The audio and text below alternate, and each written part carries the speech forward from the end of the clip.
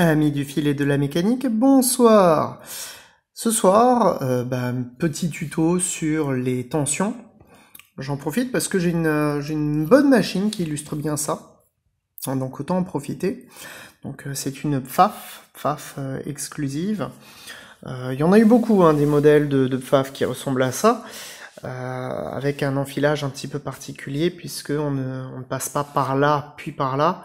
Pardon, on ne passe pas par là, puis par là, mais l'inverse. On l'enfile de gauche à droite. C'est un petit peu particulier.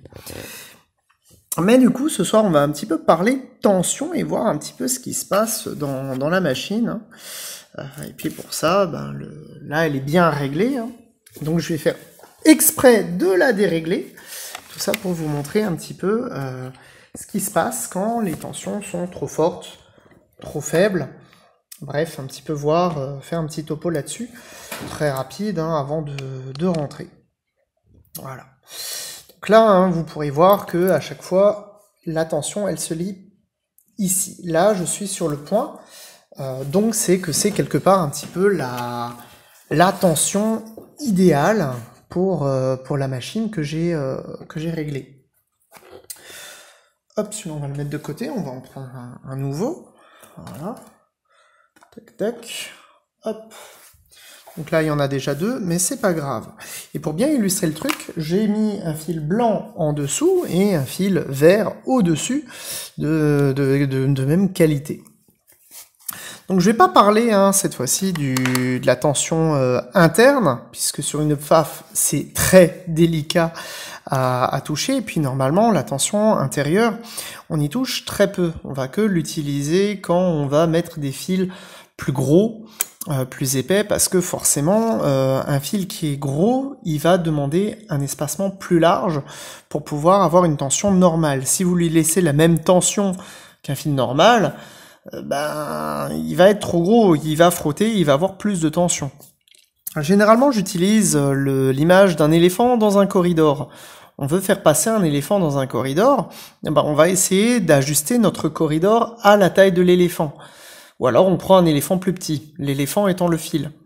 Si maintenant j'ai un éléphant de taille moyenne, je vais lui accorder un corridor qui lui correspond. Mais si derrière il y a un gros éléphant qui arrive, là mon corridor, je dois l'élargir pour qu'il puisse passer correctement. Par contre, si j'ai un petit fil et que j'ai un corridor trop large, là je vais avoir un problème, c'est que mon éléphant il va pas aller tout droit dans mon corridor. Il va tout simplement essayer de faire demi-tour. Donc je vais réduire le corridor. Concernant les tensions du dessus, donc là, je suis à la tension idéale. Encore une fois, la tension se lie ici, sur la gauche. Donc là, je suis à 4,5, 5, c'est ce qui est recommandé pour cette machine. Si je pars, voilà, ma machine, je vais avoir un super point, aussi bien au-dessus qu'en dessous. Voilà, on va casser le fil, tac. Donc au-dessus, j'ai bien un point. Tac. Là, vous voyez, on est limite, on est limite, on le verra un petit peu plus tard. Et en dessous, par contre, je n'ai que du blanc. Voilà, mes trois échantillons, là, pour moi, je suis très bien. On voit aucun fil vert en dessous. Si maintenant, je vais commencer par le plus évident, la situation que tout le monde a déjà connue au moins une fois dans sa vie de couturier-couturière, c'est si maintenant j'ai une tension qui est trop basse. Là, typiquement, je la mets à 0. Je force le trait, Vraiment, je force le trait. Alors là, je vais être obligé un petit peu de retenir mon fil vers le haut, au moins pour qu'il soit guidé, parce que sinon, c'est gare aux dégâts. Hop, on va remonter très légèrement. On va aussi, pareil, couper son fil. Cette fois-ci, je vais avoir un point qui est assez étrange au-dessus. Vous voyez, il est un petit peu lâche. Mais c'est pas ça le pire. Le pire, c'est le dessous. Le dessous, c'est la catastrophe. C'est vraiment la catastrophe. Je vais avoir des grosses boucles. Pire que ça, ici, je peux même m'amuser, parce que ma tension, elle était à 0. Je peux m'amuser à tirer mon fil du dessous. Là, voilà, je suis en train de le tirer, gentiment, mais sûrement. Et je peux même, après, retirer le fil vert au-dessus, je vais avoir mes points, mais je vais vraiment avoir voilà, mon fil qui, je peux le tirer. C'est les fameuses boucles. Voilà, là je les ai plus. Je vais le refaire, hein. Je vous montre bien que c'est une tension trop faible. Hop. Voilà. Là, on est encore dessus, hein, on est piqué. Tour de magie, hein, j'ai vraiment hop, des boucles en dessous. Donc là, je force le trait, hein, je suis à 0. Mais du coup, qu'est-ce qui se passe si j'ai une tension trop faible, mais quand même un peu de tension?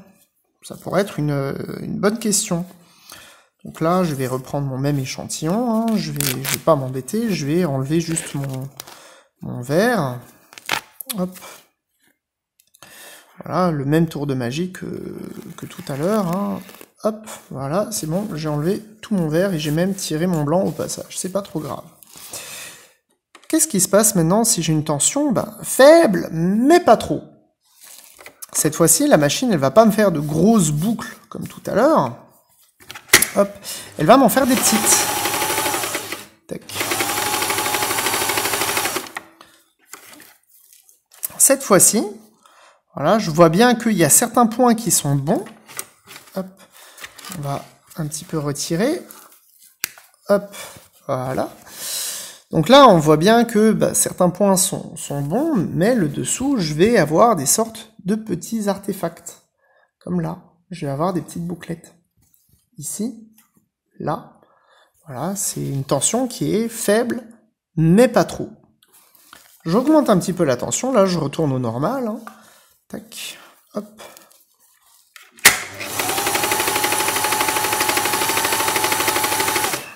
Voilà.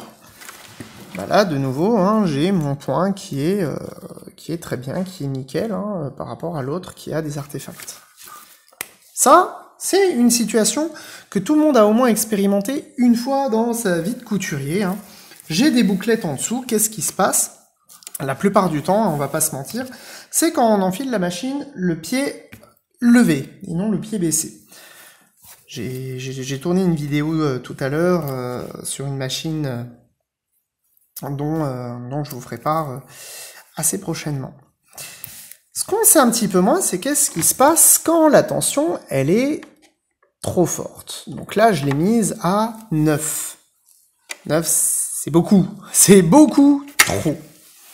Cette fois-ci, je vais, c'est pour ça que je le fais aussi sur cette machine, parce qu'elle l'illustre bien, je vais avoir l'effet inverse. Tac. Voilà. Ce qu'il se passe, pareil, je vais c'est que au-dessus, on va d'abord commencer par le dessus, hein, mes points, mon fil du dessous va se faire tirer. Voilà. Alors qu'en dessous, c'est l'inverse. Hein. Là, tous mes points, ils sont bien équilibrés, on a l'impression qu'ils sont beaux. C'est comme tout à l'heure, le verre au-dessus, il semblait un petit peu lâche, mais le dessous, c'était un vrai capharnaüm. Là, typiquement, j'ai l'effet inverse. Sauf que, on voit des sortes de bouclettes au-dessus, sauf que la tension est tellement forte, ça tire tellement fort au-dessus, qu'en fait, il retire tout simplement au-dessus le fil du dessous.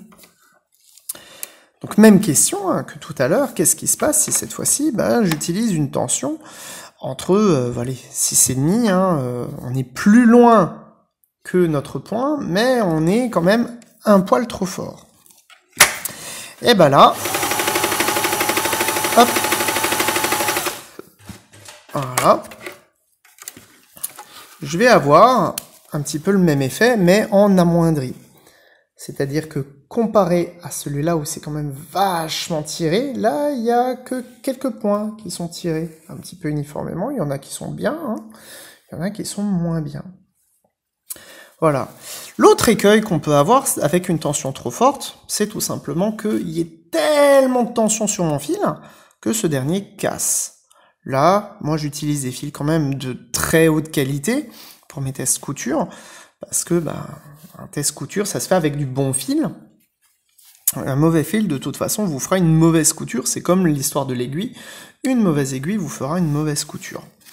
Donc là, avec un bon fil, je peux observer ces effets, et puis ben, il est tellement bon mon fil que ben, il casse pas forcément sous la contrainte de tension. Pourtant, il existe des situations où je vais devoir baisser ma tension ou l'augmenter. Typiquement, si je veux faire des fronces, un certain style de fronce, je peux le faire en augmentant ma tension. Et oui, j'ai plus de contraintes, donc je vais pouvoir créer beaucoup plus de contraintes aussi sur mon tissu. En le tirant, ça va froncer. Pour certaines épaisseurs, je peux par contre un petit peu baisser. Alors je vais jamais aller à 0, hein, ça c'est une absurdité, mais je peux très bien me mettre à 3. Là par exemple, pour les boutonnières, hein, il me conseillerait normalement d'aller vers le 3. Ce qui est, pourquoi pas, hein, oui, une boutonnière, ça a quand même beaucoup de densité, c'est un petit peu fluffy, donc pourquoi pas, mais sinon pour certaines épaisseurs, je vais mettre un petit peu moins de tension. Pourquoi? Comme ça, le fil, il y aura assez de matière pour pouvoir aller dans l'épaisseur. Il faut savoir que la densité, c'est un petit peu, j'aime bien donner cette image, un couple dans un lit. Il y a monsieur qui est au-dessus ou en dessous, hein, au choix, et madame l'inverse. Donc si monsieur est au-dessus, madame est en dessous. Si maintenant, madame est trop fort, madame va tirer le fil du bas, vers le bas, le fil de monsieur. Du coup, on va voir monsieur en dessous. À l'inverse, si c'est monsieur qui est trop fort, le fil du dessus, cette fois-ci, les points vont se retrouver vers le dessus. C'est lui qui va tirer madame, qui va tirer la couette à lui tout seul, et on verra un petit peu de fil du dessous. Cette image-là aussi, je l'utilise beaucoup pour expliquer la tension sur les surjeteuses. Alors ce soir, il commence quand même un petit peu à être tard, mais promis, je vous montrerai un truc sur les surjeteuses, et je vous donnerai le petit truc, un petit tips, pour un petit peu retenir comment régler tel ou tel fil en fonction de ce que ça vous fait. Dans tous les cas, retenez bien que une tension idéale, la plupart du temps, elle est indiquée sur la machine.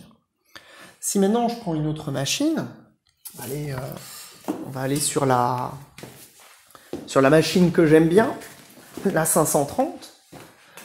Là, on peut très bien voir que ma tension à 4, elle est entourée d'un petit carré. Si je vais au-delà, à 2, je suis plus entouré. Je vais osciller entre le 3 et le 5 selon mes tissus. Pareil, 4, c'est très bien hein, pour la majorité des tissus, ça ne veut pas dire que c'est bien pour tous les tissus.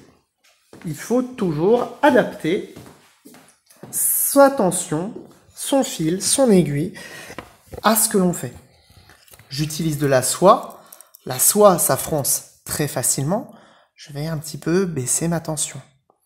Je fais de l'épaisseur, je vais un petit peu plus baisser ma tension. Je veux faire des fronces, j'augmente ma tension. J'ai un tissu très rigide, j'augmente un peu ma tension, etc., etc. Pareil, la meilleure façon de savoir ce qui est le mieux pour votre tissu, c'est de faire des tests. Voilà. J'espère que cette vidéo vous aura plu, et puis à très bientôt. Ciao!